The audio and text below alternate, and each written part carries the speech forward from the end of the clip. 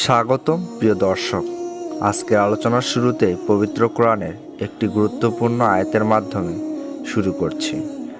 আল্লাহ তাআলা বলেন, অতঃপর আমি তাদের প্লাবন, পঙ্গপাল, উকুন, ব্যাঙ ও রক্ত দ্বারা ক্লিষ্ট করি। এগুলো স্পষ্ট নিদর্শন, কিন্তু তারা দাম্ভিকই রয়ে গেল, আর তারা ছিল এক অপরাধী সম্প্রদায়। সূরা আরাফ আয়াত নম্বর 133।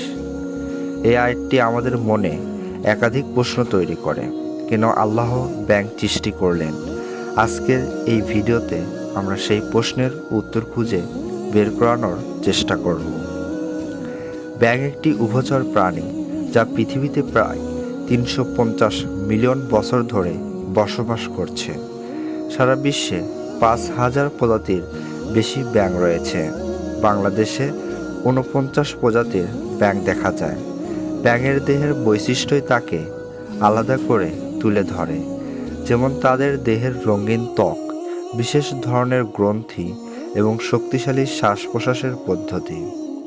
কিছু প্রজাতি রাতের বেলা সক্রিয় থাকে, আবার কিছু প্রজাতি শীতকালে শীতনিদ্রায় চলে যায়। ব্যাঙের খাদ্যাভ্যাসও আকর্ষণীয়। তারা সাধারণত ছোট ছোট পোকামাকড় খায়, যা পরিবেশের ভারসাম্য রক্ষায় গুরুত্বপূর্ণ ভূমিকা পালন করে। এখন আমরা কথা বলবো পৃথিবীর সবচেয়ে বিষধর ব্যাঙগুলো সম্পর্কে। সবচেয়ে ভয়ঙ্কর হলো সোনারঙা ব্যাঙ, যা কলম্বিয়ার রেইন ফরেস্টে পাওয়া যায়।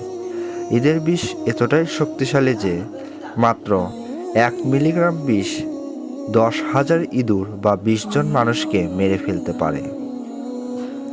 অন্যান্য বিষধর ব্যাঙগুলোর মতো এগুলোর গায়ে থাকা বিষ তাদের রঙিন ত্বকের মধ্যে লুকিয়ে থাকে। এই বিষ প্রাণীদের দূরে রাখতে সাহায্য করে। এছাড়া করবরী ব্যাঙের বিষ এমনকি নিজের শরীরে তৈরি করে, যা অন্য সব প্রজাতির ব্যাঙের থেকে আলাদা। এসব ব্যাঙের বিশেষ ক্ষমতাগুলি তাদের পরিবেশের সঙ্গে গভীর সম্পর্কের ইঙ্গিত দেয়। এমনকি বৈজ্ঞানিক গবেষণা থেকে জানা গেছে, ব্যাঙের মধ্যে এমন আশ্চর্যজনক ক্ষমতা রয়েছে যার মাধ্যমে তারা ভূমিকম্পের পূর্বাভাস দিতে পারে। যেমন 2009 সালে ইতালিতে 6.3 মাত্রার ভূমিকম্পের আগে গবেষকরা লক্ষ্য করেছিলেন যে ব্যাঙেরা নিজেদের আবাস ছেড়ে চলে গিয়েছিল। এটা সত্যিই অবাক করার মতো। এই ধরনের গবেষণা আমাদের বুঝতে সাহায্য করে যে ব্যাঙ প্রকৃতির পরিবর্তন খুব ভালোভাবে অনুভব করতে পারে। ব্যাঙের ভূমিকা শুধু পরিবেশেই নয়, চিকিৎসা বিজ্ঞানে অনেক গুরুত্বপূর্ণ।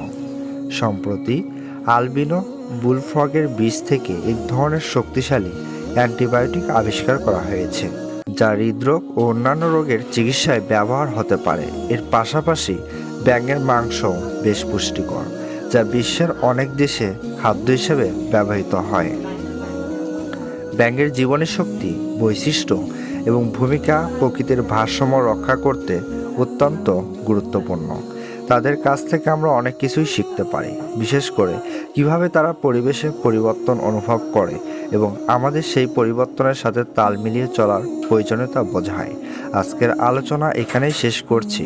আল্লাহ তাআলার সৃষ্টির মধ্যে আমরা কিভাবে নিজেদের জীবনে শিক্ষা গ্রহণ করতে পারি, সেটা আমাদের উচিত চিন্তা করা। ধন্যবাদ। আল্লাহ হাফেজ।